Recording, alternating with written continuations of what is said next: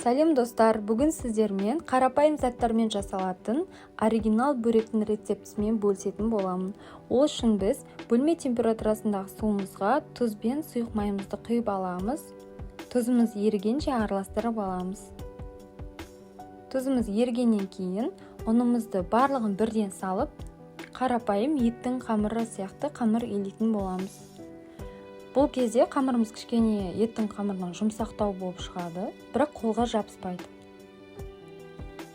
Шамалы қамырымыз біріккеннен кейін пакетке салып 5 минутқа демалдырып қоямыз.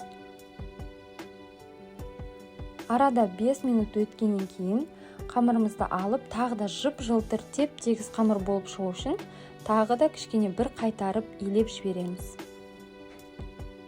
Енді дайын болған қамырымызды пакетке салып, жарты сағатқа қойып қоямыз. Ол арада біз начинкамызды дайындайтын боламыз. Картопты алдын ала қайнатып, сары май, тұз, қара бұрышымызды салып, дәміне қарай езіп аламыз. Екі түрлі начинкамен жасайтын боламыз. Ары қарай етпен жасалатын начинканы дайындаймыз.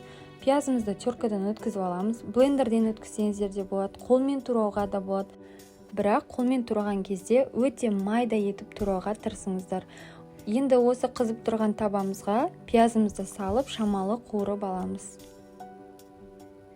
Пиязымыз қуырылғаннан кейін фаршымызды салатын боламыз. Менде сиыр етінен фарш. Етіміз пісіп жатқан кезде жақсылап етіміздің араларын бөліп, шашыраңқы етіп араластыруға тырысыңыздар. Ары қарай дәміне қарай қара бұрыш, тұз қосып, тағы да қуыратын боламыз. Осы жерде айта кететін жағдай, фаршымыз піскеннен кейін табамызды қиғаштатып қойып, немесе ситадан өткізіп, суы мен майын бөліп аламыз. Себебі өте шырынды начинкадан бізде қамырымыз езіліп, жыртылып, бір-біріне жабысып, солай орауға қиын болады. Менде шамамен осынша мөлшерде майы мен суы бөлініп шықты. Ары қарай пайдалануға ыңғайлы болу үшін фаршымызды басқа ыдысқа ауыстырып аламыз. Міне екі түрлі начинкамыз дайын болды. Енді демалып тұрған өте жұмсақ қамырымызды алып, 100 граммнан 16 бөлікке бөліп шығамыз. Бір келкі домалақ етіп тиюге тырысыңыздар. Не осындай сүйкімді қамырлар болып шығады. Ары қарай қатып қалмау үшін, беті кеуіп қалмау үшін пакетпен жақсылап жауып қоямыз. Орамалмен жабуға болмайды, себебі арасына ауа өтіп қатып қалады қамырымыз. Енді ары қарай арасына сеуіп жаю үшін біз жүгері крахмалмен ұнымызды біріктіріп аламыз. Мен осылай екі қамырдан жаятын боламын. Егер сіздер жай алатын болсаңыздар, үшеуден жайсаңыздар да болады, немесе біреуден де жаюға болады. Жүгері крахмал болғандықтан арасына сепкен кезде қамырларымыз жабыспай жайылатын болады. Қамырымызды өте жұқа, ар жағында дастарханымыздың кескіндер көрініп тұратындай жұқа етіп жаямыз.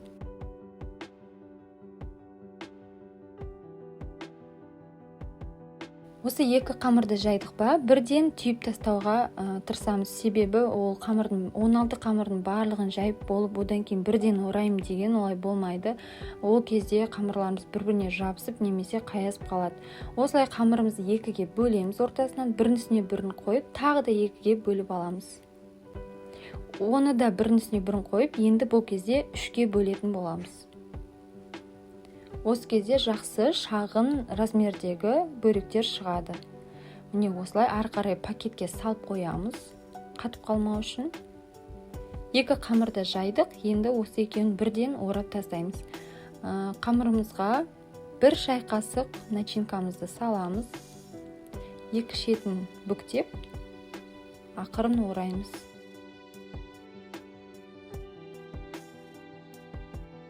Ұшына осылай саусақпен кішкене сулап, осылай жабыстырып қоямыз.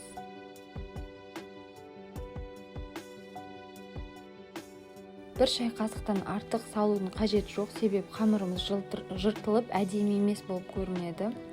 Өздеріңіз байқайсыздар, орап жатқан кезде бөректеріміз кішкене созылады. Осылай сулап, тағы да жабыстырып қоямыз. Қаласаңыздар, сырмен де жасауға болады. Начинкасын сырмен жасайтын кезде сырды тек майда теркадан өткізесіздер, болды, солай начинка дайын болады.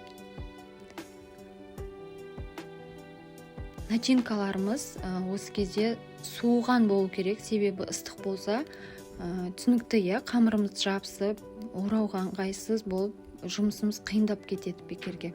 Сол үшін начинкаларымызды суытып аламыз.